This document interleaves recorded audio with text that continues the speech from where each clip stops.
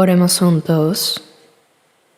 Nuestro Dios Padre, santo y misericordioso que nos amas, te damos gracias porque aun cuando estábamos lejos de ti en pecado, tú tuviste compasión y amor por nosotros. Y cuando no te conocíamos, Señor Jesús, tú recibiste la maldición y el juicio en nuestro lugar, y con tu preciosa sangre derramada en la cruz quitaste para siempre nuestros pecados, y nos libraste del juicio y la maldición para siempre. Y sin mérito nuestro nos diste la salvación, y por esta gracia tan grande y maravillosa te agradecemos y te damos alabanza y gloria. Padre Señor, creemos y te agradecemos porque durante la semana pasada, aprendiendo tu palabra, muchas almas comprendieron tu gracia y recibieron la salvación. Te pedimos, Señor, que nos sostengas a nosotros, los redimidos por tu preciosa sangre, con tu gracia, tu palabra y el poder del Espíritu Santo para que podamos vivir el resto de nuestras vidas conforme a tu voluntad y gloria.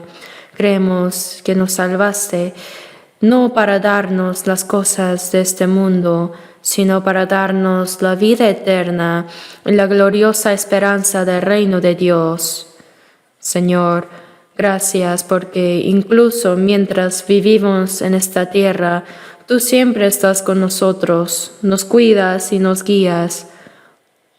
Hoy en esta hora nos reunimos delante de ti, los redimidos por tu preciosa sangre, para alabarte por tu gran amor y gracia, para aprender tu palabra y disfrutar de la comunión con tu pueblo santo. Creemos que estás en medio de nosotros también en este momento. Por favor, cuida a cada uno de nosotros, Padre, y con tu mano misericordiosa fortalece nuestras almas. Llénanos de tu gracia, tu palabra y tu Espíritu Santo para que podamos vivir el resto de nuestras vidas como hijos de Dios sin vergüenza ante ti, para que tú, Señor, cuando regreses en gloria, seamos hallados dignos de recibir la alabanza y honor sin reproche alguno. Y si hay entre nosotros algún alma que aún no ha comprendido verdaderamente tu amor, por favor, abre su corazón para que pueda entender tu gracia y amor tan grande y maravilloso, y recibir la vida eterna y la esperanza. Te pedimos que bendigas a nuestras iglesias en el país, así como a todas nuestras iglesias alrededor del mundo. Señor, fortalece a todos los hermanos que aún en medio de las dificultades están guardando la fe y predicando el Evangelio. Señor, que tu gracia, tu palabra y el poder del Espíritu Santo los guíen y sostengan siempre. Y en este momento, Señor, queremos escuchar tu palabra y comprender tu santa voluntad más profundamente. Hemos orado en el nombre del Señor Jesucristo. Amén. Busquemos en la Biblia San Mateo capítulo 13. Mateo 13. Desde el versículo 44 hasta el 50.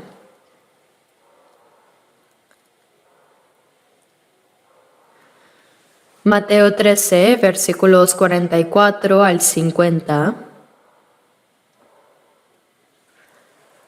Además, el reino de los cielos es semejante a un tesoro escondido en un campo, el cual un hombre halla y lo esconde de nuevo, y gozoso por ello va y vende todo lo que tiene y compra aquel campo. También el reino de los cielos es semejante a un mercader que busca buenas perlas, que habiendo hallado una perla preciosa, fue y vendió todo lo que tenía y la compró. Asimismo, el reino de los cielos es semejante a una red que echada en el mar recoge de toda clase de peces, y una vez llena, la sacan a la orilla, y sentados recogen lo bueno en estas cestas, y lo malo echan fuera. Así será el fin del siglo. Saldrán los ángeles y apartarán a los malos de entre los justos y los echarán en el horno de fuego. Ahí será el lloro y el crujir de dientes. Hasta aquí.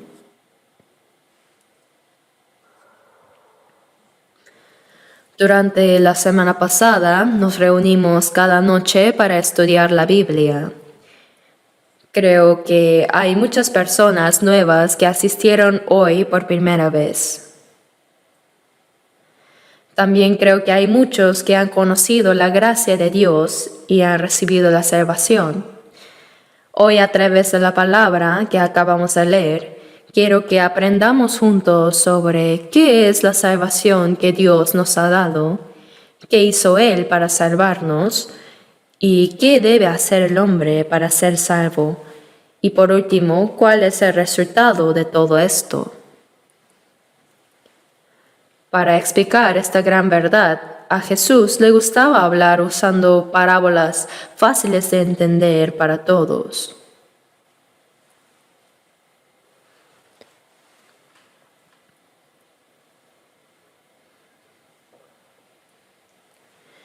Por eso en la Biblia, el Señor habló usando varias parábolas. Y en este capítulo 13 de Mateo que leímos, desde el principio habló de varios misterios del cielo, usando parábolas.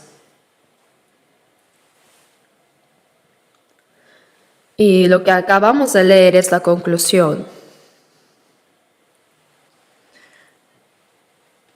Dice aquí, el reino de los cielos es semejante a... Jesús vino al mundo para salvar a las almas destinadas al infierno.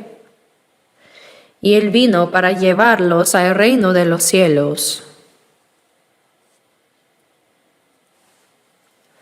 Por eso dijo que la obra de salvar a los pecadores para llevarlos al cielo es semejante a esto. Es semejante, dice, a un tesoro escondido en un campo. Un tesoro escondido en un campo. En la antigüedad, cuando alguien tenía un tesoro valioso, era difícil guardarlo, por lo que solían esconderlo en la tierra sin que nadie lo supiera.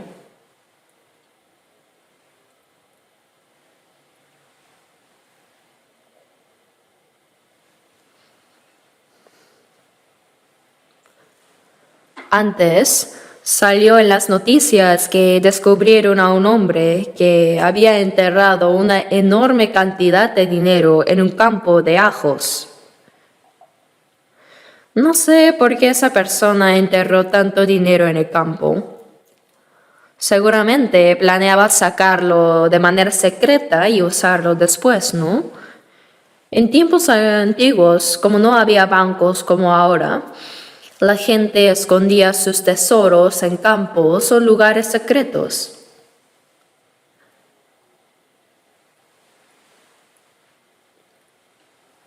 Por eso, después de mucho tiempo, si la persona que había escondido el tesoro fallecía, nadie sabría que había un tesoro escondido en ese lugar. Pero a veces, otra persona por casualidad podía llegar a descubrir ese tesoro. Así que Jesús dijo aquí, el reino de los cielos es semejante a un tesoro escondido en un campo, el cual un hombre halla y lo esconde de nuevo, y gozoso por ello va y vende todo lo que tiene y compra aquel campo.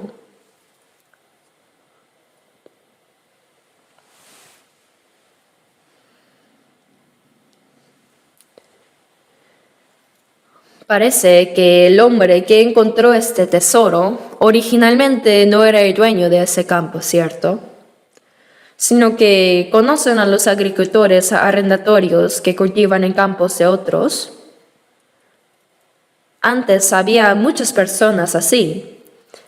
Mientras el agricultor estaba arando el campo, parece que golpeó algo como una caja. Por eso dijo, bueno, qué raro. Pero al abrirla, encontró que la caja estaba llena de tesoros. Sorprendido, lo escondió rápidamente. Y fue y vendió todo lo que él tenía y compró aquel campo.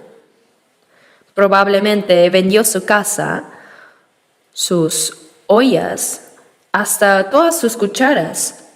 Vendió literalmente todo lo que tenía y compró ese campo. El propósito por que compró ese campo no era para cultivarlo, sino para obtener el tesoro escondido en él. Como era el campo de otra persona, si hubiera desenterrado el tesoro secretamente, habría sido un robo. Así que para poder obtener ese tesoro legítimamente, primero tenía que comprar el campo y hacerlo suyo. Entonces, todo lo que estuviera en el campo llegaría a ser suyo.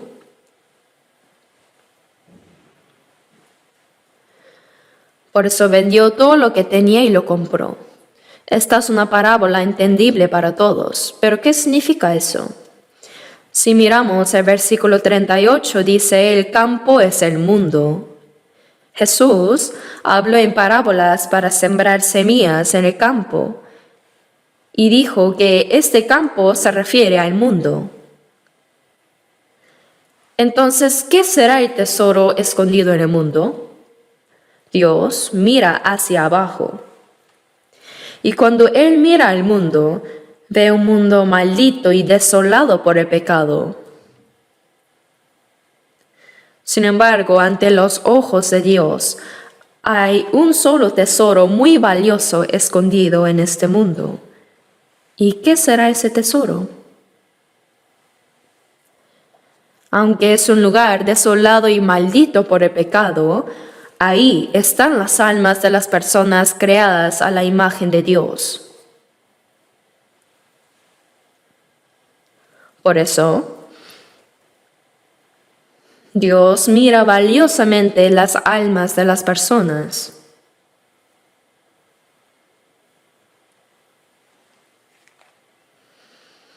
El hombre es un ser precioso que fue creado a la imagen de Dios, para su plan y propósito, y para ser el objeto de amor de Dios, y para hacernos hijos de Dios, para darnos su vida y para llevarnos a su reino para vivir eternamente con Él.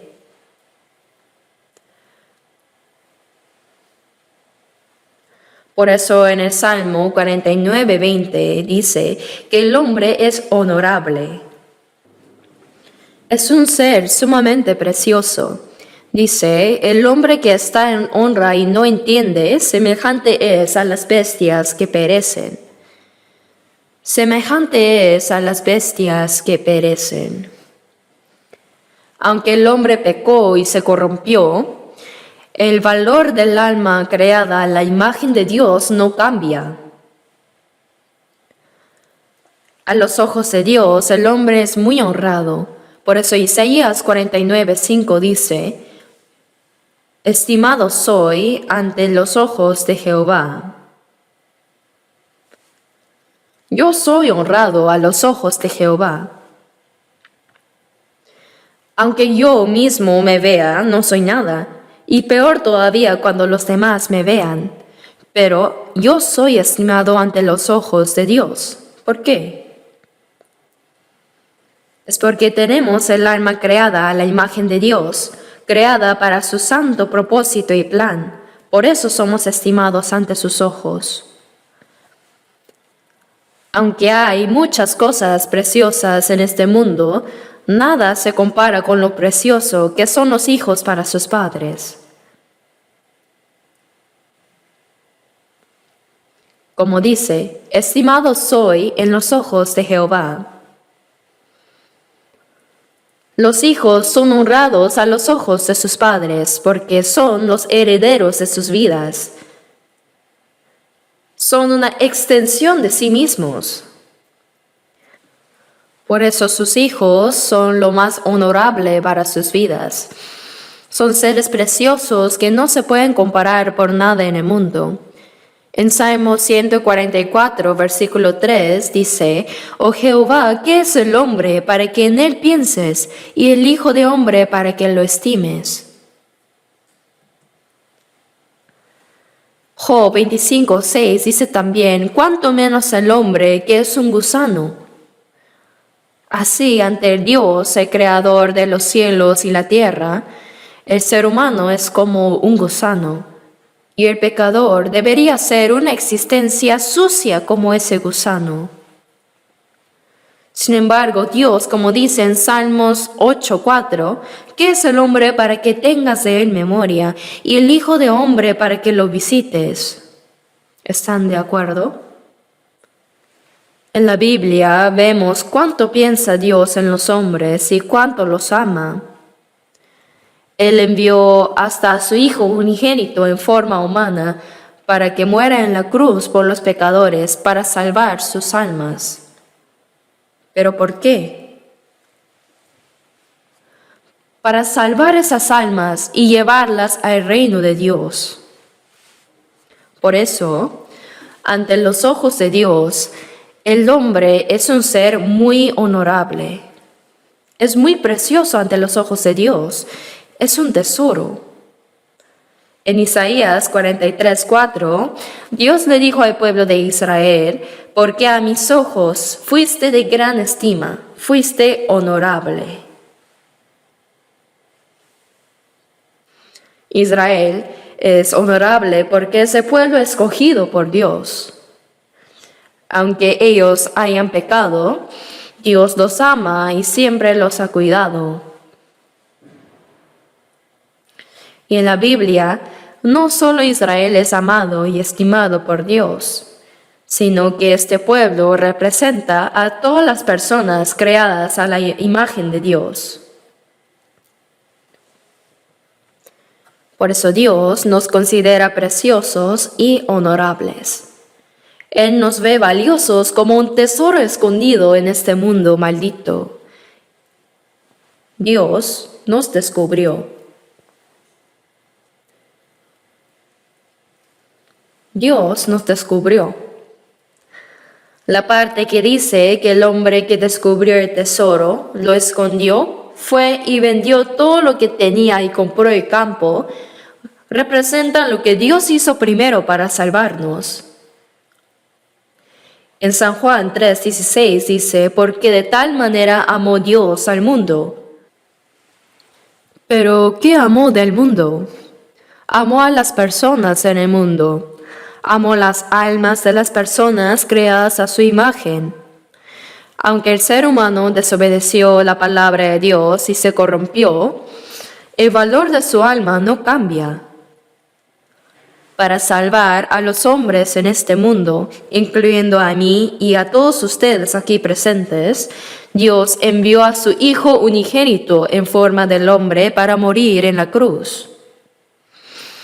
Él en la cruz recibió la maldición y el juicio que los pecadores debían recibir.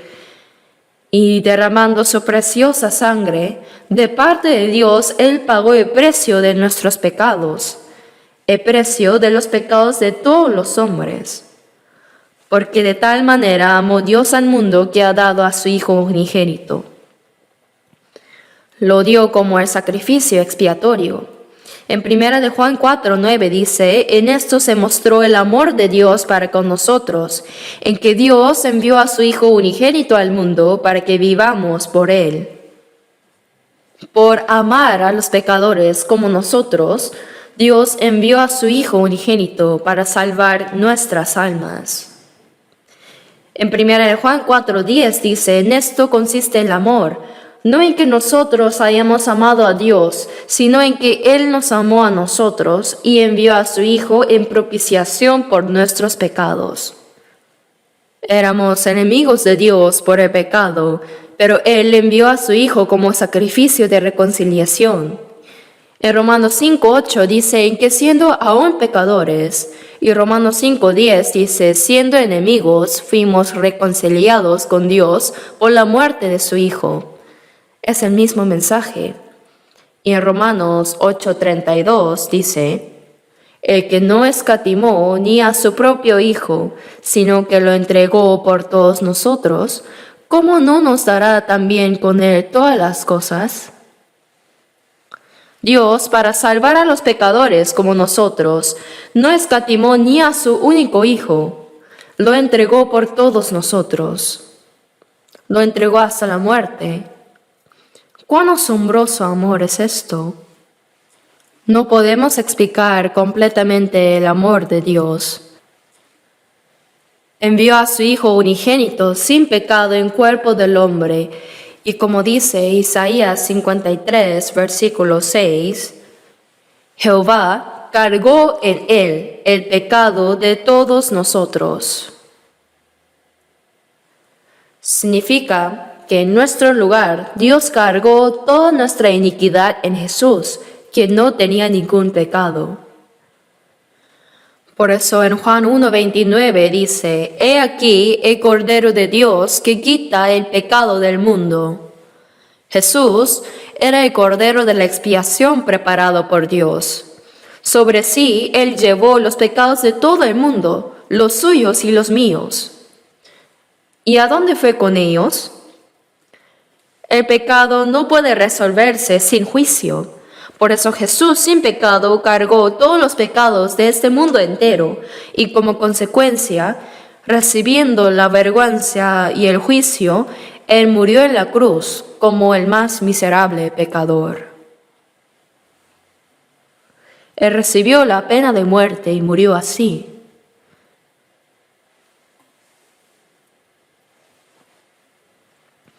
Él derramó toda su sangre preciosa para lograr la obra de salvación de los pecadores. Eso es el amor de Dios. ¿Cómo podemos entender y explicar completamente el amor de Dios? Como dice el himno, o el amor grande de Dios, expresar con palabras no se podrá. Aunque todo el mar fuese tinta y todo el cielo fuese papel, jamás bastarían para poder escribir todo su amor por mí, dice. Puede parecer una exageración, pero es verdad. ¿Cómo podría el hombre entender y expresar completamente el amor de Dios? Dios nos amó. Por eso a los ojos de Dios, el tesoro escondido en el campo, es decir, en este mundo, es el alma de los hombres. Aunque los hombres, las personas, son los seres más honorables ante Dios, hay quienes no lo comprenden y viven pensando que solo es cuestión de vivir unas décadas y morir. Y dicen, da igual, todos vamos a morir algún día. Así viven como sea y mueren como sea. No saben cuán preciosos son los seres humanos. Incluso el pecador más terrible es un ser precioso a los ojos de Dios. Por eso Dios hace grandes obras para salvar a esas almas. Vendió todo lo que tenía y compró aquel campo. Aquí todo lo que Dios tenía era su Hijo unigénito. No hay mayor sacrificio que haber enviado a su Hijo único en forma del hombre para morir en la cruz.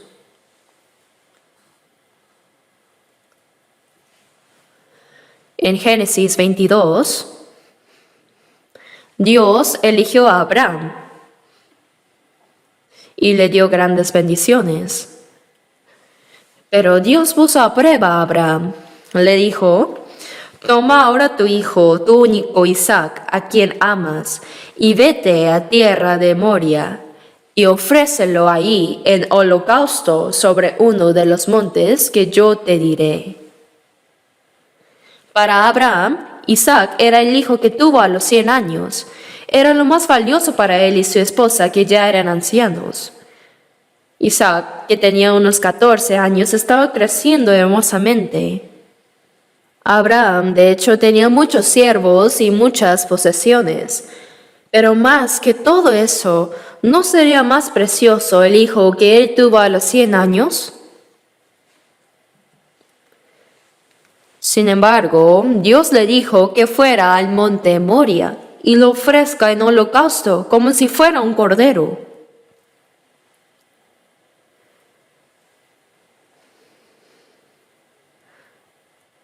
Entonces, ¿qué hizo Abraham? Por casualidad dijo, Dios, puedo hacer todo menos eso. O dijo, voy a consultarlo con mi esposa. ¿O acaso dijo, dame un poco de tiempo para pensarlo?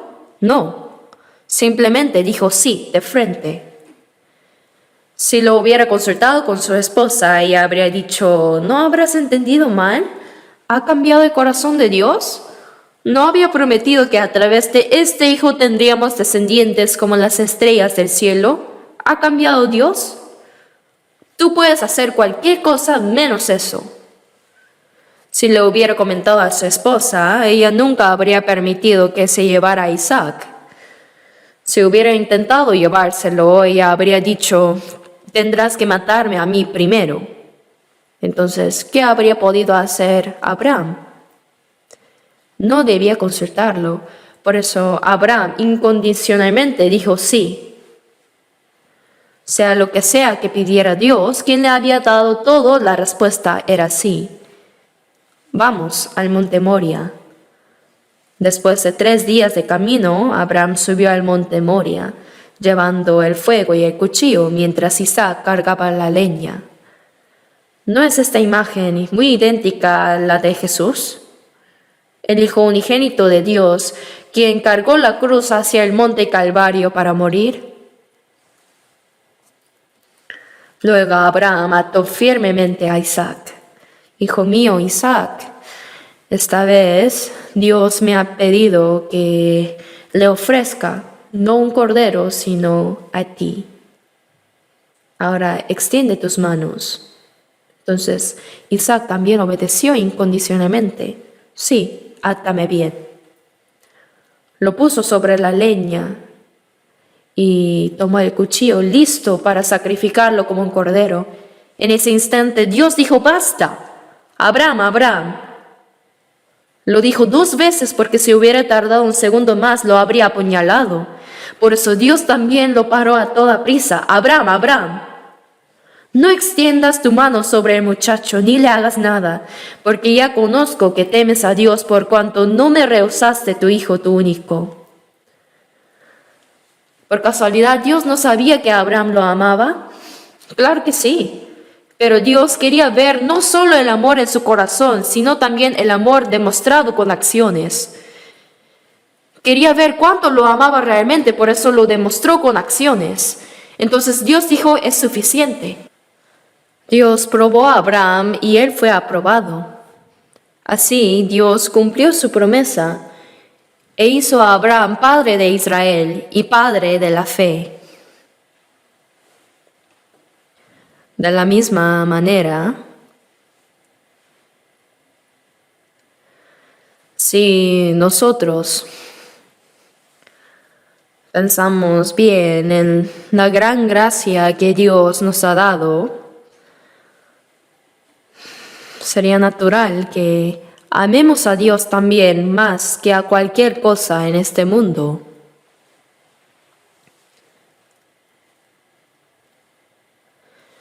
Vende todo lo que tiene y compra aquel campo. No puede haber mayor sacrificio que el sacrificio de Dios que entregó a su Hijo unigénito. Dios creó el universo con su palabra y poder. Él creó todas las cosas con su palabra. Dios gobierna el universo y la historia con su sabiduría, su palabra y su poder. Pero solo hay una cosa que Él no puede hacer con su poder ni palabra. ¿Saben qué es? Es la salvación de las almas. Romanos 6:23 dice, la paga del pecado es muerte. Esta es la justicia de Dios. Para Dios, el que peca debe morir sin piedad. La paga del pecado es muerte. Esta es la justicia. Si Dios perdonara y salvara incondicionalmente a los pecadores, se destruiría su justicia. Entonces, ¿qué tuvo que hacer? De parte de Dios, debió pagar la paga del pecado. Pues si los hombres recibieran la paga de sus pecados, tendrían que morir y ser juzgados después de la muerte, y así recibir el castigo eterno en el infierno. No había otra manera. Para expiar los pecados de la humanidad, que es su justicia, Dios envió a su Hijo unigénito en forma del hombre y cargó sobre su Hijo los pecados de todos los que están en Adán. Como dice 2 Corintios 5:14, pensando esto, que si uno murió por todos, luego todos murieron. Dios cargó sobre uno solo, un hombre sin pecado, la muerte que todos debían sufrir.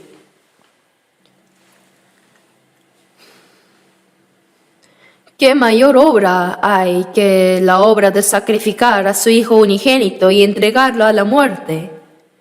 Incluso para Dios, no había otra manera de salvar a la humanidad. Por eso, en Hebreos 2:3 dice, una salvación tan grande. La salvación que recibimos, aunque la recibimos gratuitamente, de verdad, ¿saben cuán grande es? Es una obra mucho más grande que la creación de los cielos y la tierra. En Mateo 16, versículo 26, Jesús dijo que el alma del hombre es más valiosa que todo el mundo. Porque ¿qué aprovechará el hombre si ganare todo el mundo y perdiere su alma? ¿O qué recompensa dará el hombre por su alma? Esta vida no se refiere a la vida física de unas décadas, sino que se refiere al alma creada a la imagen de Dios, que es más valiosa que todo el mundo. Por tanto, Él no tuvo más remedio que entregar a su Hijo unigénito como el sacrificio de la expiación en la cruz. Como era la única manera, la obra de nuestra salvación es la obra más grande de todas las obras que Dios ha hecho. Hermanos, ¿saben realmente cuán alto precio pagó Dios para salvarnos? No escatimó ni a su Hijo unigénito y lo entregó hasta la muerte por nosotros. Por eso, como dice, vendió todo lo que tenía y compró aquel campo. Dios sacrificó todo lo que Él tenía para pagar el precio del pecado y salvar a los pecadores de este mundo tan pecaminoso. Si vemos en Lucas 4, el diablo se apareció a Jesús y le mostró toda la gloria del mundo diciendo, a ti te daré toda esta potestad y la gloria de ellos, porque a mí me ha sido entregada. Si tú postrado me adorares, todos serán suyos. ¿Qué significa esto?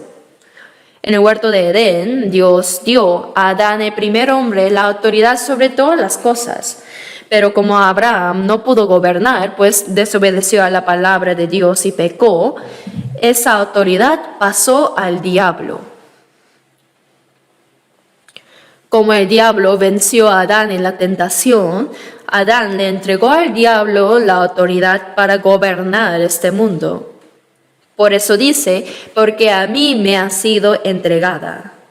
Adán se la entregó al diablo. Por eso el diablo le dijo a Jesús, si tú postrado me adorares, todos serán suyos.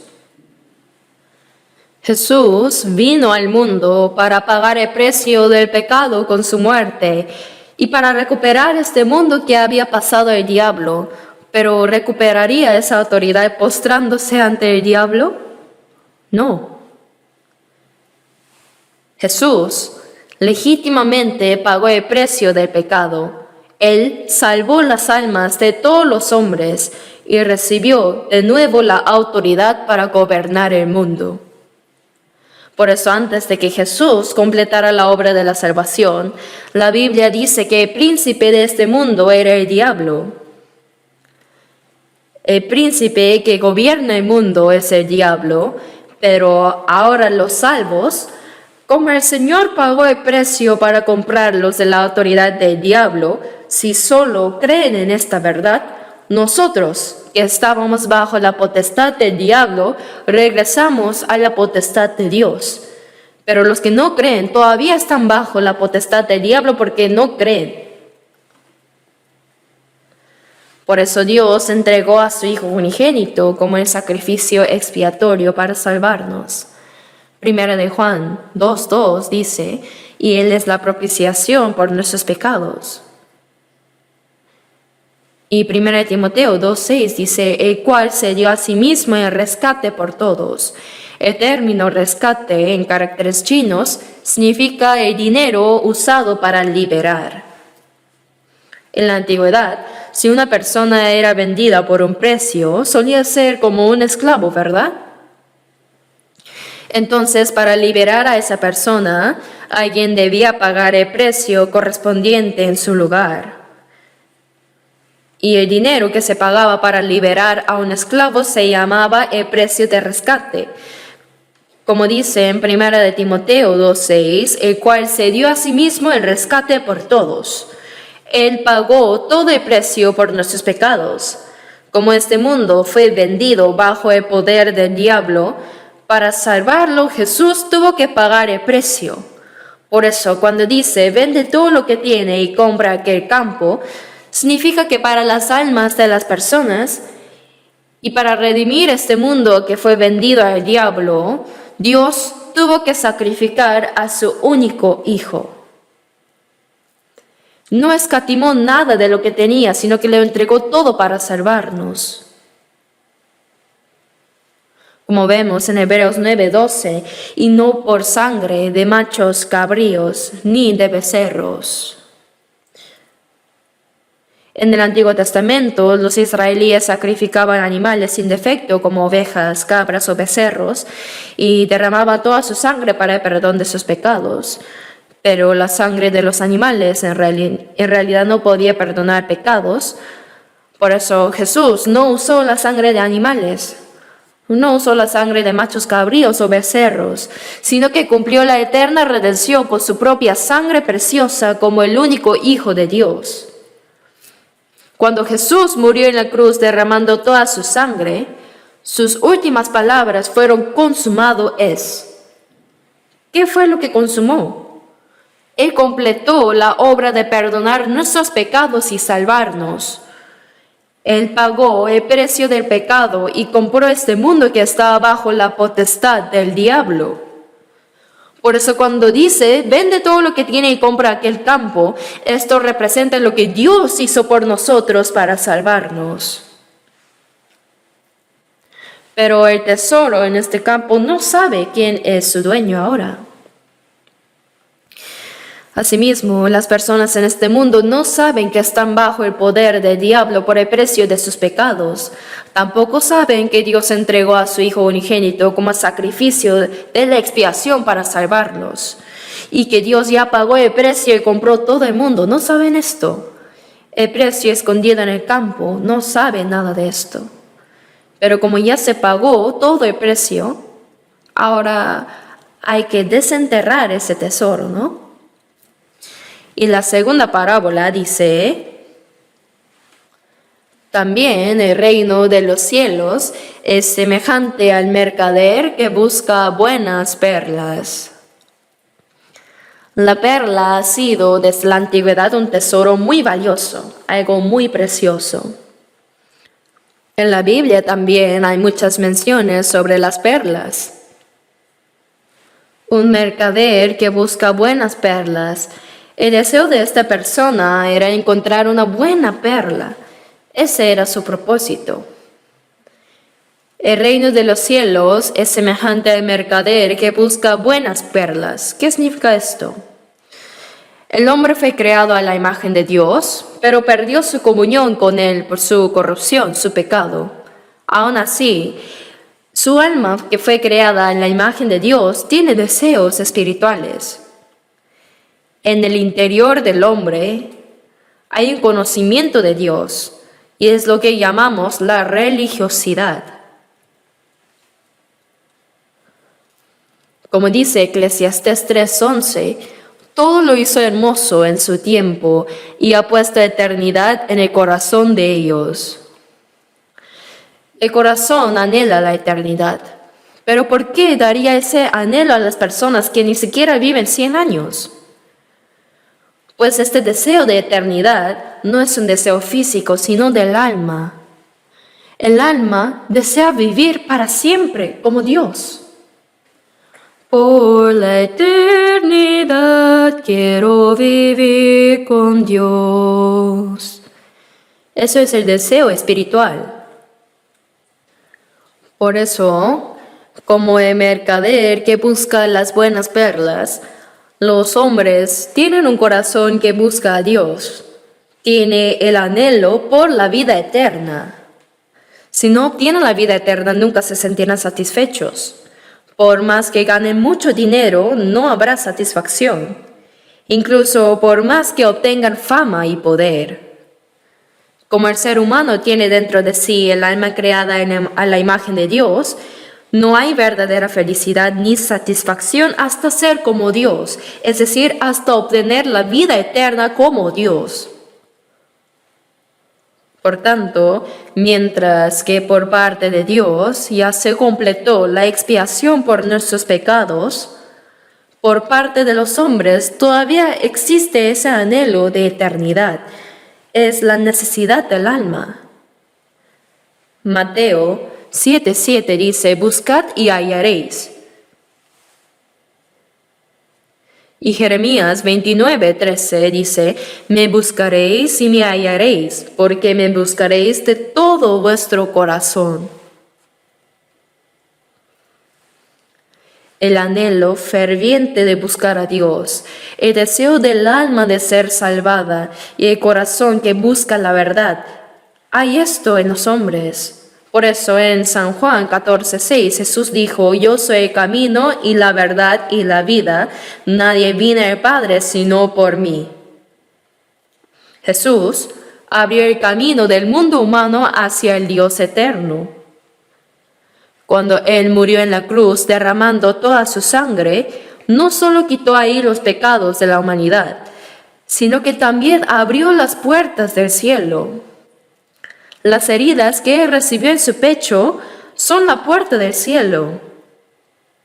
Y cuando Jesús murió en la cruz, sus manos y sus pies fueron clavados y su pecho fue atravesado por una lanza.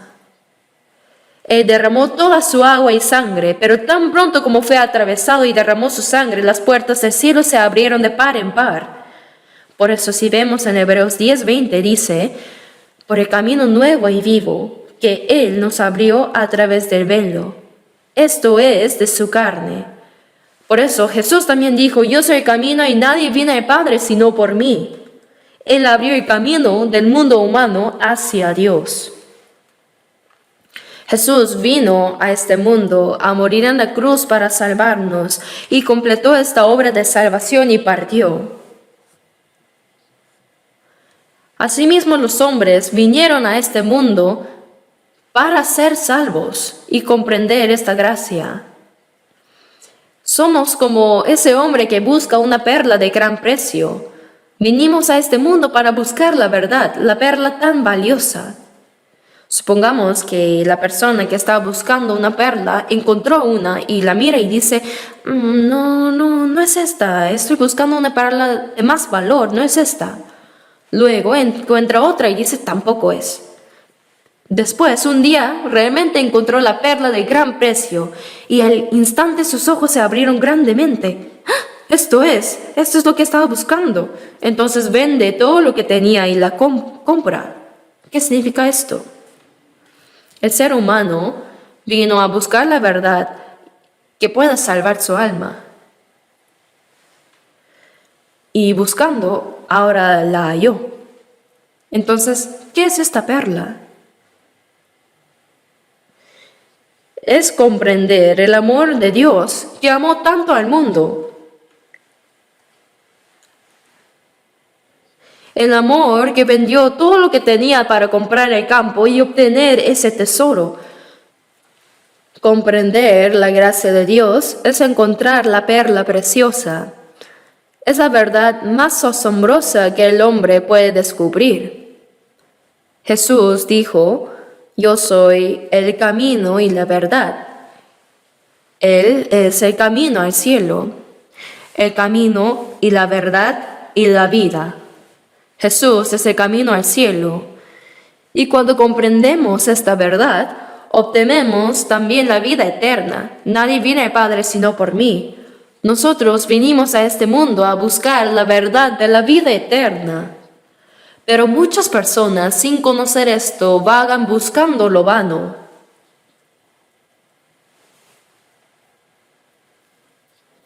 Como dijo el rey David, el gran rey de Israel, en su oración en Salmos 39, 6 al 7, dice: ciertamente como una sombra es el hombre. La gente en este mundo va y viene como una sombra. La sombra desaparece en un momento, ¿cierto? Ciertamente en vano se afana, amontona riquezas y no sabe quién las recoge. Dice que la gente busca afanosamente algo, pero no encuentra nada. Encuentra más bien lo que es vanidad. Ciertamente en vano se afana, amontona riquezas y no sabe quién las recoge. En este mundo hay ricos muy famosos, ¿verdad? Como también en el pasado. Esa persona, por ejemplo, ahora de Tesla, dice que tienen una fortuna inmensa. Ese tipo de persona tendría que vivir, si es así, miles de años, ¿verdad? Pero si observamos, los ricos suelen morir más temprano.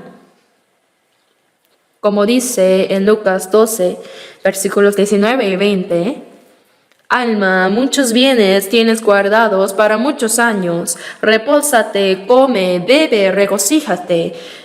Pero Dios le dijo: necio, esta noche vienen a pedirte tu alma, y lo que has provisto, ¿de quién será? El que acumula riquezas para su cuerpo, que morirá algún día, pero no se prepara para encontrarse con Dios, debe prepararse para estar de pie ante Dios después de la muerte. Job 19, 26 dice: y después de deshecha está mi piel, y en mi carne he de ver a Dios.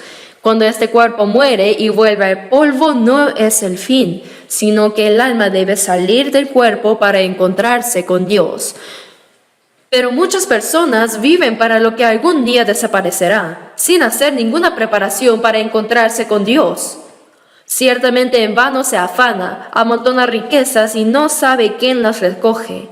¿Cuán necio es esto?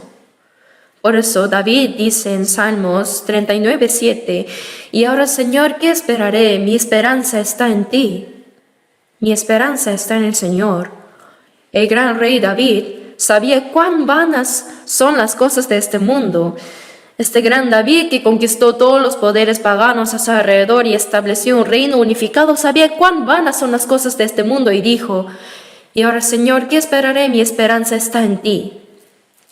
Por eso debemos obtener la vida eterna que Dios da. Venimos a este mundo para buscar esa gracia de Dios, esa verdad. Esa es la perla de gran precio. La perla de tan gran precio. Pero la gente, sin conocer esto, va buscando lo vano. Oh vida, naciste en ese río sola, que viniste a buscar aquí. Como sea la vida, ya no me importa más, ni el dinero, amor, ni la fama quiero.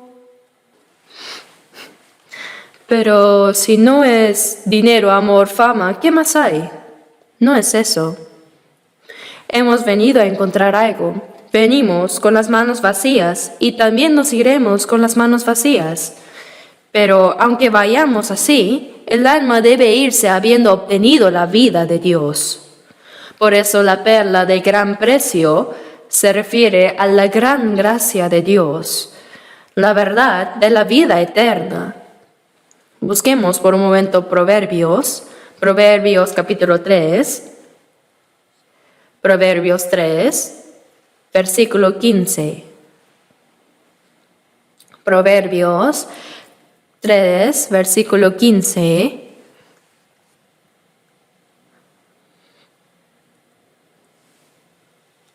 Leamos juntos. Más preciosa es que las piedras preciosas, y todo lo que puedes desear no se puede comparar a ella. La sabiduría. Este libro de Proverbios es un libro sobre la sabiduría y habla continuamente sobre ella. Pero, ¿quién es esa sabiduría? Es Jesús. Como dice 1 Corintios 1:24, Cristo, poder de Dios y sabiduría de Dios. Y 1 Corintios 1, versículo 30, dice, nos ha sido hecho por Dios sabiduría, justificación, santificación y redención. Jesús es nuestra sabiduría, sabiduría de la vida eterna. Él es más preciosa que las piedras. Leamos juntos. Más preciosa es que las piedras preciosas, y todo lo que puedes desear no se puede comparar a ella. La sabiduría, este libro de Proverbios es un libro sobre la sabiduría y habla continuamente sobre ella, pero ¿quién es esa sabiduría? Es Jesús. Como dice 1 Corintios 1:24, Cristo, poder de Dios y sabiduría de Dios. Y 1 Corintios 1:30 dice, nos ha sido hecho por Dios sabiduría, justificación, santificación y redención. Quiere decir, Jesús es nuestra sabiduría, la sabiduría de la vida eterna. Él es más preciosa que las piedras preciosas y todo lo que puedes desear no se puede comparar a ella. ¿Acaso es tan valioso que una persona encuentre una perla de gran precio? Eso es una parábola nada más. Realmente nos está hablando de nuestra búsqueda de la verdad de la vida eterna. Comprender la gracia de Dios es como encontrar esa perla muy preciosa. Leamos también el versículo 18. Ella es árbol de vida a los que de ella echan mano, y bienaventurados son los que la retienen. Ella es árbol de vida eterna a los que de ella echan mano, es la vida.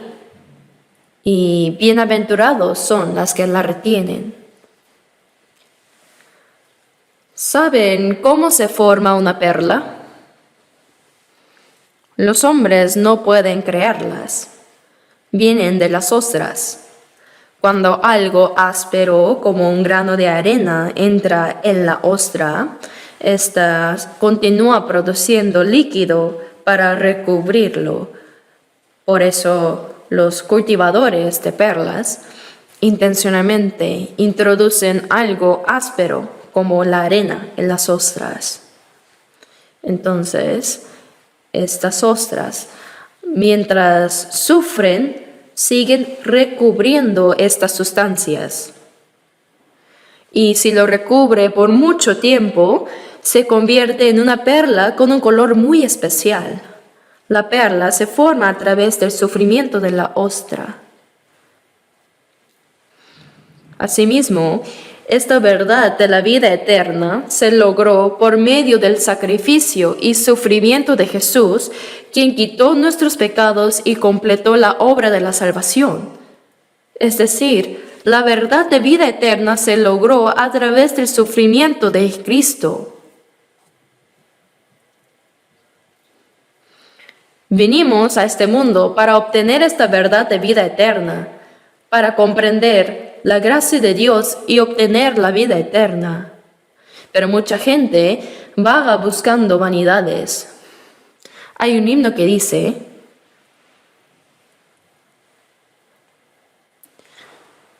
como la mujer junto al pozo yo busqué las cosas vanas nada más. Mucha gente ha buscado como yo las cosas vanas del mundo. La gente de este mundo no sabe ni siquiera qué está buscando. Vagan buscando lo vano. Eso está mal. Dios quiere darnos la vida eterna, y Jesús, a través de su muerte en la cruz y resurrección, completó la obra de salvación para que obtengamos esa vida eterna. Nosotros vinimos al mundo para comprender esa gracia de Dios y recibir la vida eterna, esa perla de gran precio. Me buscaréis y me hallaréis.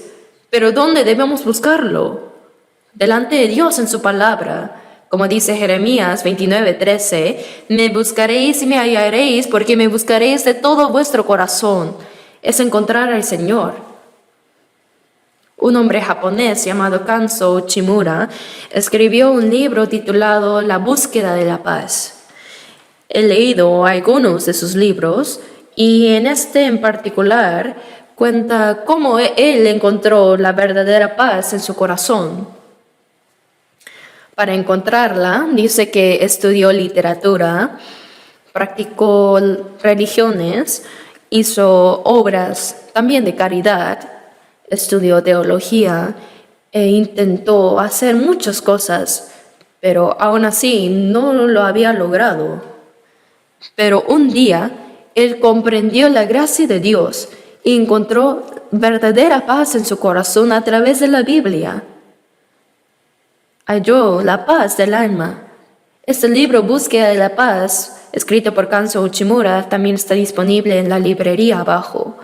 Si uno comprende la gracia de Dios que escribió Uchimura, se puede alcanzar una verdadera paz. Leí su testimonio que decía, así como la perla se forma a través del largo sufrimiento de la ostra, la salvación se logró por medio del sufrimiento y sacrificio de Jesús en la cruz.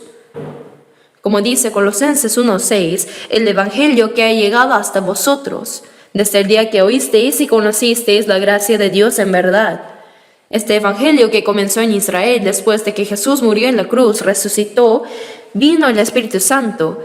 Este Evangelio se extendió por toda Judea, Samaria y hasta lo último de la tierra, desde el centro del mundo hacia Roma, Europa y América, dando una vuelta, llegó hasta nosotros en el extremo oriental. Hemos recibido este Evangelio un poco tarde. Me seréis testigos hasta lo último de la tierra. Nosotros escuchamos y comprendimos este Evangelio y fuimos salvos. Es como encontrar una perla de gran precio.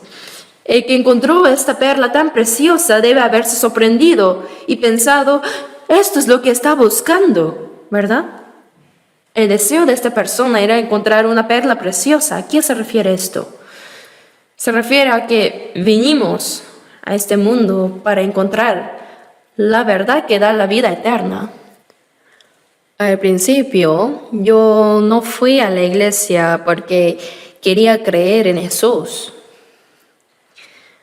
sino que cuando estaba en secundaria en Busan, yo iba a una escuela cristiana. Por eso tenía que ir a la iglesia obligatoriamente y asistir a los cultos los domingos. Pero mientras seguía aprendiendo la Biblia, me di cuenta que, existe un Dios que creó los cielos y la tierra. Existe el alma y más allá de la muerte existen el cielo y el infierno también. Empecé a creer en cada cosa, así poco a poco, que Dios existe, que tenemos el alma y que después de la muerte hay el cielo eterno y el infierno. Entonces pensé, voy a esforzarme mucho para ir al cielo y no al infierno. Así me convertí en un cristiano fervoroso, lo hice con mucha dedicación por más de 10 años y pensé, aunque no pueda hacer muchas cosas, voy a estudiar y leer la Biblia a fondo. Así que entré con un amigo al seminario presbiteriano en Daegu y durante los 4 años de estudio leí el Nuevo Testamento más de 50 veces. Antes de comer también leía un capítulo de la Biblia siempre. Todos los sábados iba con folletos a los mercados y parques para predicar. Pensé que yo era el mejor creyente de verdad.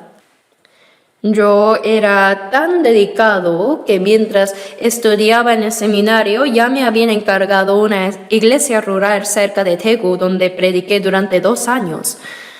Así pensé que yo recibiría el mejor lugar en el cielo.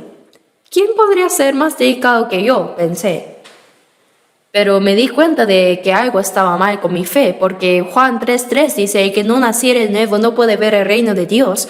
Y cuando me examiné, no tenía una experiencia clara de haber nacido de nuevo. Entonces, realmente no era renacido todavía. Si moría en ese momento, yo no podría ir al cielo. Iba a ir de frente al infierno, pero no podía decírselo a nadie. Por eso, mientras luchaba solo con esto, el 30 de octubre del año 1962, por las 8 de la noche, comprendí qué relación tiene conmigo Jesús y la gracia de su cruz. Hasta entonces solo conocía doctrinal e intelectualmente, pero ese día encontré la perla de gran precio. Estaba tan feliz y agradecido. Han pasado 62 años y aunque no recuerda bien todas las cosas que pasaron durante ese tiempo, hasta ahora me recuerdo tan vívidamente como si fuera ayer el momento cuando recibí la salvación, porque fue tan sorprendente. Me pellizqué preguntándome si era un sueño o realidad, pero no era un sueño, era real. ¿Cómo es posible? Antes, incluso mientras iba a la iglesia, como había crecido muy pobre y tenía que trabajar para estudiar, yo pensaba que algún día lograría el éxito. Eso era mi aspiración. Aun siendo creyente, yo envidiaba muchas cosas. Cuando veía a alguien con una buena casa, lo envidiaba, pensando que algún día yo también viviría en una casa así. Cuando pasaba en buen auto, deseaba tener uno también. Había tantas cosas que yo envidiaba en este mundo. Pero tan pronto como comprendí la gracia de Dios y que mis pecados fueron perdonados, llegué a tener la certeza de mi salvación y la vida eterna. En ese momento me convertí en la persona más feliz del mundo, de verdad. Desde entonces, no importa cuán rica o próspera sea la gente que vea, no siento ni un poco de envidia. Si hubiera vivido como rico, probablemente no habría podido ser salvo, porque es difícil salvarse siendo rico. Jesús dijo en Mateo 19:24 que es más fácil pasar un camello por el ojo de una aguja que entrar un rico en el reino de Dios. Es porque cuando uno se satisface con las cosas del mundo, no siente conflicto espiritual. Si tiene todo el dinero, piensa que puede hacer cualquier cosa con ello y ni siquiera piensa en buscar a Dios. Si uno se complace con la vida presente, no tiene más espacio para pensar en lo que hay más allá de la muerte. Por eso, no por sus pecados, sino porque no buscan a Dios, es difícil que los ricos sean salvos. Por eso estoy muy agradecido de haber crecido en la pobreza.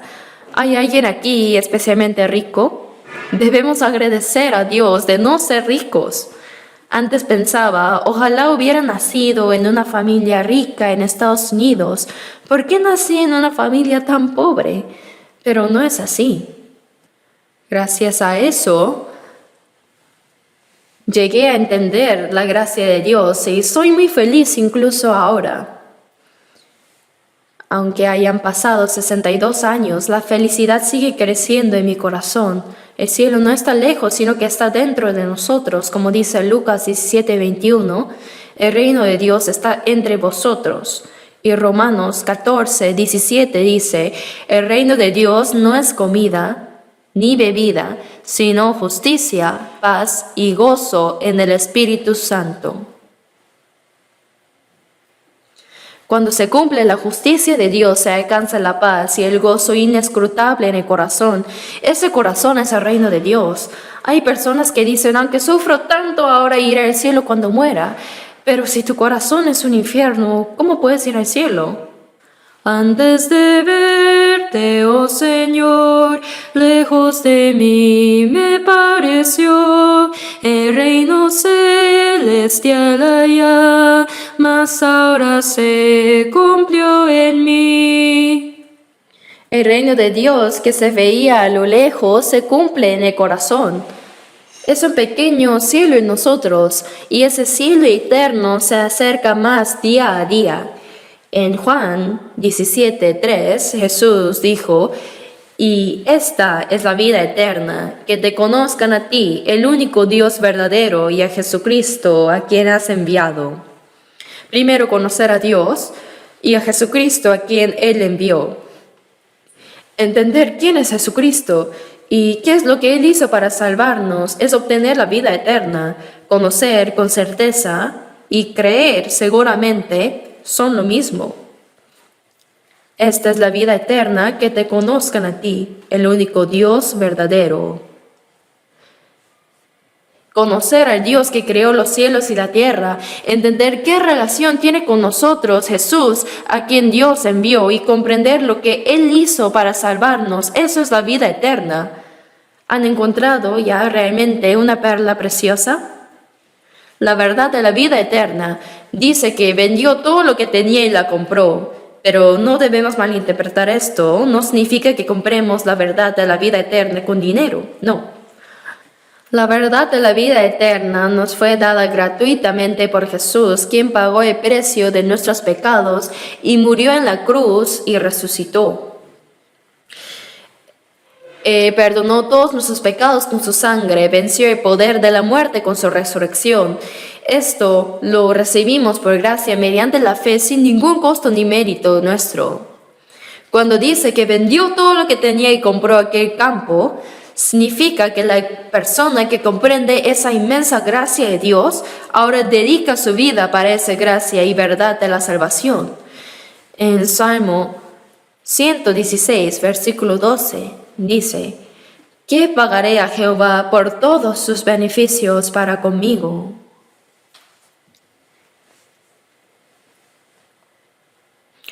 El Dios que creó todo el universo envió al mundo a su Hijo unigénito en forma humana para salvar a un pecador como yo.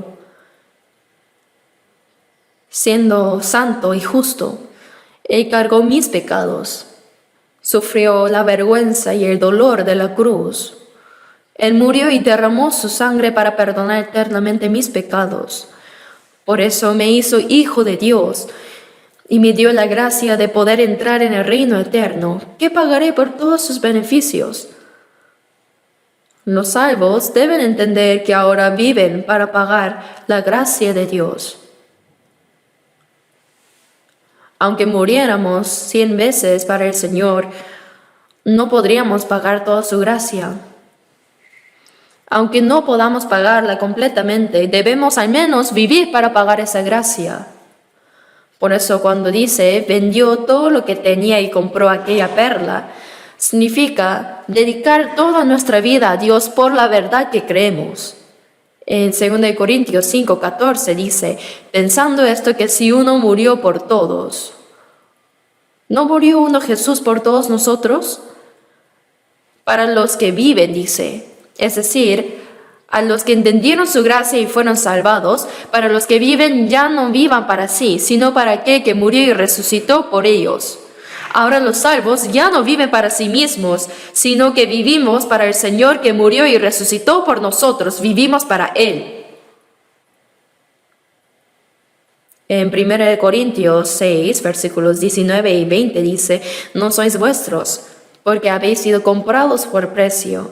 Glorificad pues a Dios en vuestro cuerpo y en vuestro espíritu, los cuales son de Dios.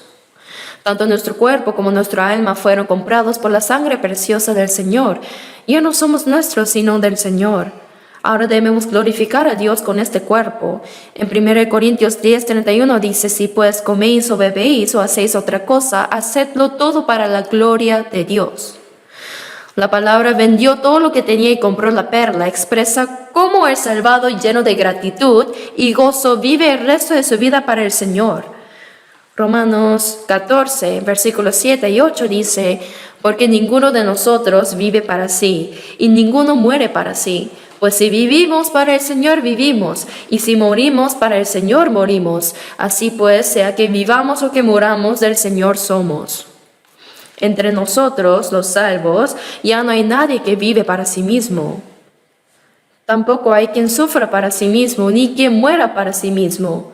Pues si vivimos para el Señor vivimos, y si morimos para el Señor morimos. Así pues, sea que vivamos o que muramos, del Señor somos. Porque Cristo para esto murió y resucitó y volvió a vivir, para ser Señor así de los muertos como de los que viven. El Señor murió en nuestro lugar para que los salvos ya no vivan para sí mismos, sino para Él. El Señor, el Santísimo, pagó el precio de nuestros pecados y murió como el más miserable pecador. Aunque muriéramos 100 veces para el Señor, no podríamos pagar toda su gracia. Pero aunque no podamos morir 100 veces, deberíamos al menos vivir una vez para Él, ¿no? Por eso ninguno de nosotros vive para sí, ninguno muere para sí. En realidad no somos nuestros, sino que como nuestra alma y nuestro cuerpo fueron comprados con la sangre del Señor, ahora somos del Señor. Por eso no tenemos derecho a morir ni a vivir para nosotros mismos. Sea que vivamos o que muramos, del Señor somos. Esta es nuestra vida cristiana después de ser salvos. Es sumamente natural que después de ser salvos, nuestra vida cambie completamente para Dios. ¿Acaso puede una persona salva vivir como si no lo fuera? Esto es imposible. El Señor entregó su santa vida por nosotros y así nos salvó de la perdición. Como el Dios Padre y el Hijo Jesucristo lo sacrificaron todo, incluso su propia vida para salvarnos, es muy natural que dediquemos completamente nuestras vidas, nuestros bienes y todo nuestro ser a Dios para vivir según su voluntad. Esa es la vida de una persona salvada. En Mateo capítulo 10, versículo 37 dice: el que ama a padre o madre o a hijo o hija más que a mí no es digno de mí. En uno de nuestros seminarios vino una diaconisa y me dijo, los que vienen aquí dicen que son salvos y que han nacido de nuevo, pero me parece muy arrogante eso. Solo Dios sabe eso. ¿Cómo pueden estar seguros ustedes? Solo lo sabrían cuando mueran. Entonces yo le pregunté, ¿cree usted en Dios? Sí, claro que sí creo. Bien, entonces ¿cree que el Señor murió en nuestro lugar y quitó nuestros pecados para salvarnos? Sí, lo creo, dice. ¿Y ama usted al Señor? Sí, por supuesto que lo amo. Entonces, ¿cuánto lo ama? ¿Tiene hijos? Ella tenía 3 hijos. Uno era médico, otro profesor universitario y el último militar. Era una señora mayor y hablaba de sus hijos con mucho orgullo. Entonces le pregunté, señora, ¿y por casualidad ama al Señor más que a sus hijos? Pero ella no pudo responder. Después de un buen rato me dijo, no puedo entender eso. Dios es muy codicioso, el Señor quiere que lo amemos solo a Él. Por eso le respondí, así es. Es natural, pues en verdad usted aún no ha comprendido verdaderamente el amor de Dios. Como nunca ha entendido cuán grande y maravilloso es el amor de Dios, no tiene corazón para amarlo. Cualquiera puede amar un poco. Hasta amamos a nuestros perros y el dinero. La cuestión es, ¿cuánto los amamos? Jesús dijo que debemos amar a Dios más que a nuestro padre, madre, hijo, hija, hermano, hermana, incluso más que nuestra propia vida. Al escuchar esto, esa señora se quedó cabizbaja. Su semblante se oscureció porque se dio cuenta de que algo estaba mal en su fe. Aún así, asistió hasta el final del seminario de la Biblia. Esto sucedió hace tiempo en la ciudad de Pohang. Después de escuchar todo el evangelio hasta el final del seminario, ella se acercó a mí y me dijo, pastor, ahora lo entiendo. Ahora sí amo al Señor más que a mis hijos. Había comprendido verdaderamente el amor del Señor. Esto es natural. El Señor entregó su vida por nosotros. Dios entregó a su Hijo unigénito hasta la muerte por nosotros. De verdad es completamente natural que lo amemos a Él más que a todo lo demás. En 1 Juan 4:19 dice, nosotros le amamos a Él porque Él nos amó primero. Aunque no pueda pagar la gracia de tu amor, este débil corazón y cuerpo tus siervos serán. Aunque no pueda pagar toda tu gracia, yo soy tu siervo, Señor, sea que viva o muera, que sea según tu voluntad. Esta es la vida de una persona salva y es natural. Vendió todo lo que tenía y compró la perla. Significa ofrecer toda nuestra vida por la verdad que creemos y por la gracia de Dios. Mateo 7:12 dice, todas las cosas que queráis que los hombres hagan con vosotros, así también hacer vosotros con ellos. Entre Dios y nosotros, Él nos trató con bondad primero. ¿Qué puede ser más grande que la inmensa gracia de entregar a su Hijo unigénito hasta la muerte por nosotros? Ahora, los que hemos recibido esa gracia debemos corresponder a Dios, pero ¿cómo lo podemos hacer? Debemos entregar también nuestras vidas al Señor. Así como recibimos su amor, debemos devolverle nuestro amor. Ahora veamos Mateo 13. Veamos una parábola más. San Mateo 13, versículo 47. Asimismo, el reino de los cielos es semejante a una red que echada en el mar recoge de toda clase de peces, y una vez llena la sacan a la orilla y sentados recogen lo bueno en cestas y lo malo echan fuera. Así será al fin del siglo, saldrán los ángeles y apartarán a los malos de entre los justos y los echarán en el horno de fuego. Ahí será el lloro y el crujir de dientes. Es la tercera parábola y es la conclusión. Los discípulos de Jesús, Pedro, Andrés, Santiago y Juan, eran pescadores del mar de Galilea. Por eso Jesús los llamó diciendo, venid en pos de mí y os haré pescadores de hombres. El reino de los cielos es semejante a una red echada en el mar que recoge toda clase de peces. Por supuesto que el mar aquí representa el mundo y toda clase de peces simboliza a toda clase de personas, pecadores en el mundo. Se echa la red para pescar, ¿no? La red simboliza el Evangelio. Después de la resurrección de Jesús, Él dijo a sus discípulos, echad la red a la derecha de la barca. Y pescaron tantos que se especifica que eran exactamente 153 peces grandes. Una vez llena, la sacan a la orilla y sentados recogen lo bueno en cestas y lo malo echan fuera. El Señor comparó a las personas que se salvan por el Evangelio con los peces atrapados en la red.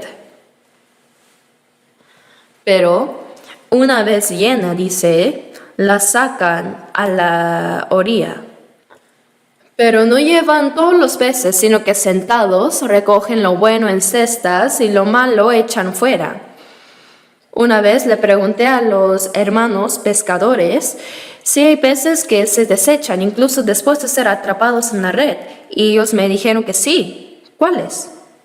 Específicamente dijo que hay peces que no se pueden comer. Recogen lo bueno en cestas y lo malo echan fuera. Así será el fin del siglo. Saldrán los ángeles y apartarán a los malos de entre los justos y los echarán en el horno de fuego. Ahí será el lloro y el crujir de dientes. Recogen lo bueno en cestas y lo malo echan fuera. ¿Qué es lo bueno? Se refiere a los que no solo recibieron la salvación con certeza, sino que, como en las parábolas anteriores, son los que comprendieron la gracia del Señor y que por esa gracia que recibieron viven obedeciendo al Señor. Ellos son los buenos peces.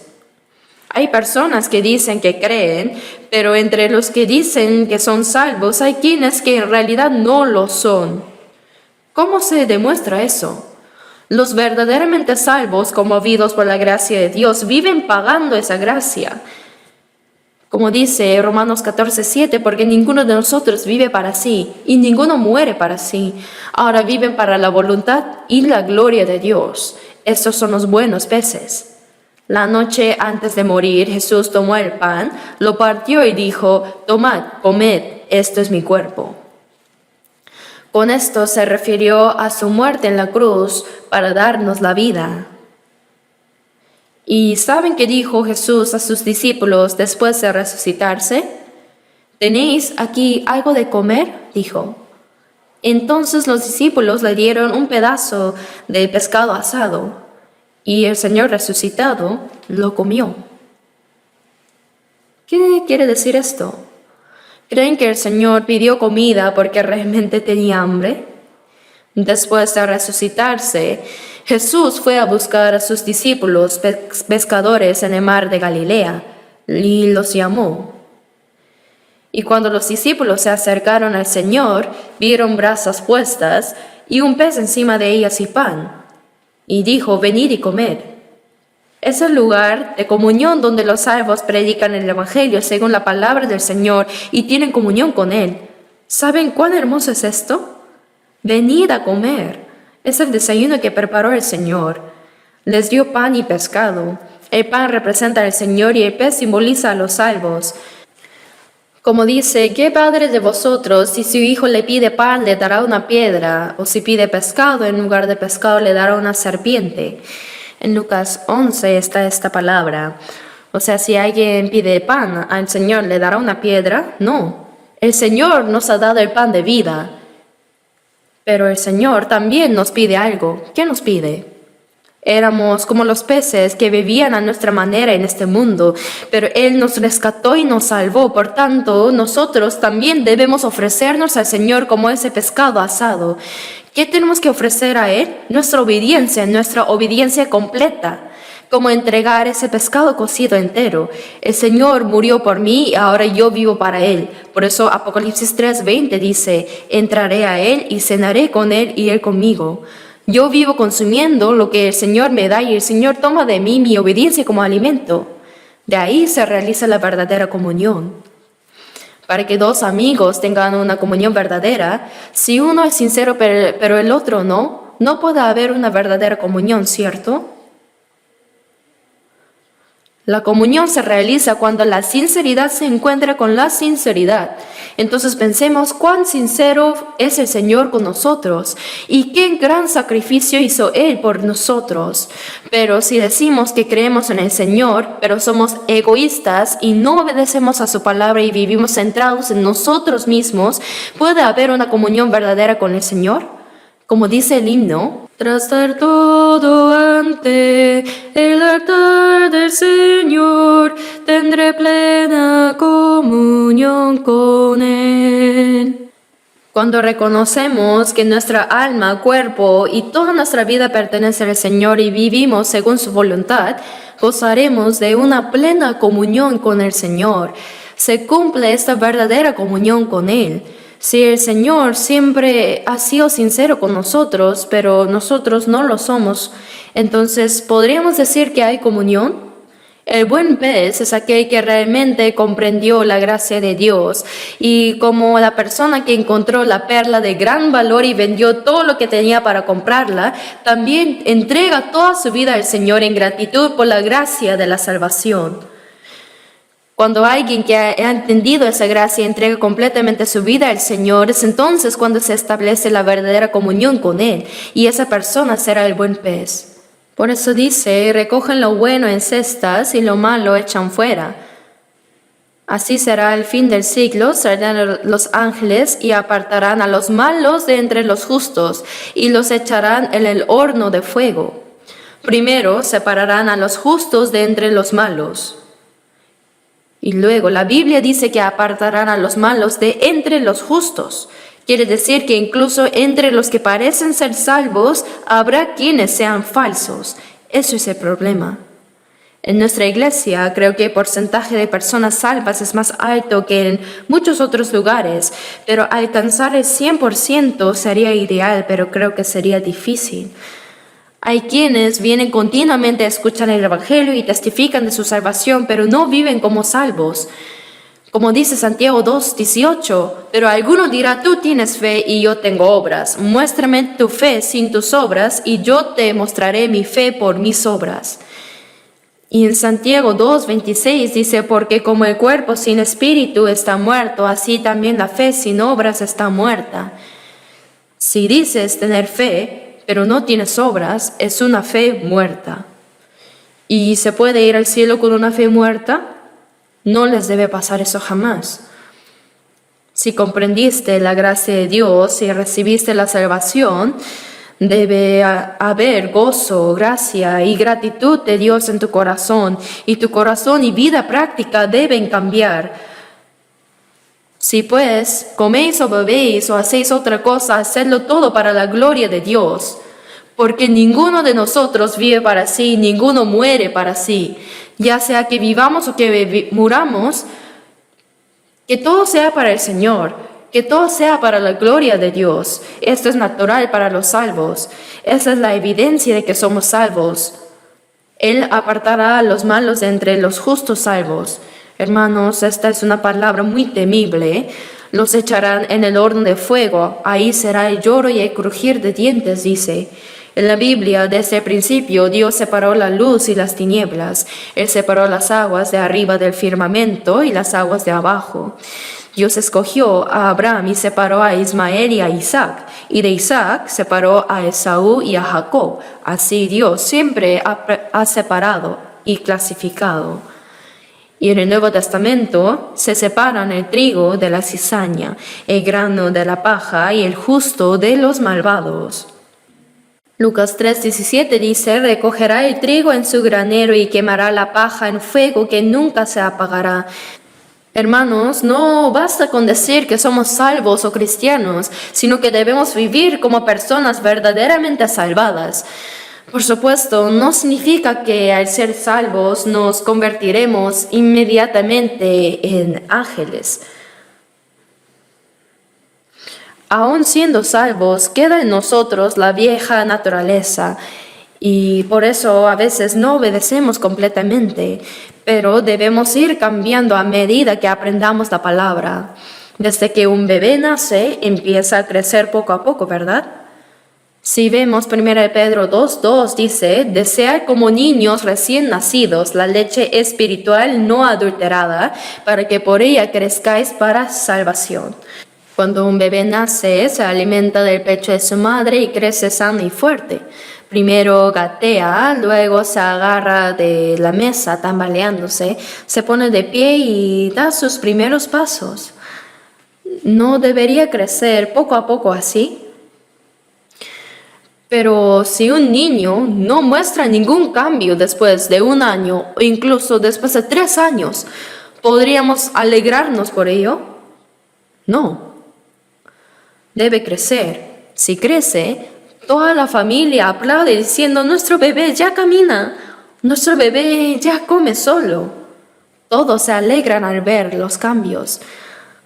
De la misma manera, nuestra fe debe crecer para vivir según la voluntad de Dios, agradarle y mostrarle una vida que glorifique su nombre. Todo lo que tiene vida crece sin excepción. Si han pasado 3, 5, incluso 10 años desde que recibimos la salvación y no hemos cambiado, ¿no estaría mal algo? Así que como personas salvadas, debemos vivir el resto de nuestras vidas para la gloria de Dios. El tesoro escondido en el campo. Sabemos que Dios nos ve como preciosos y que Él pagó un precio muy alto para salvarnos, ¿verdad? Y ahora el deseo del mercader de buscar las perlas preciosas representa nuestro deseo de encontrar la verdad que da la vida eterna.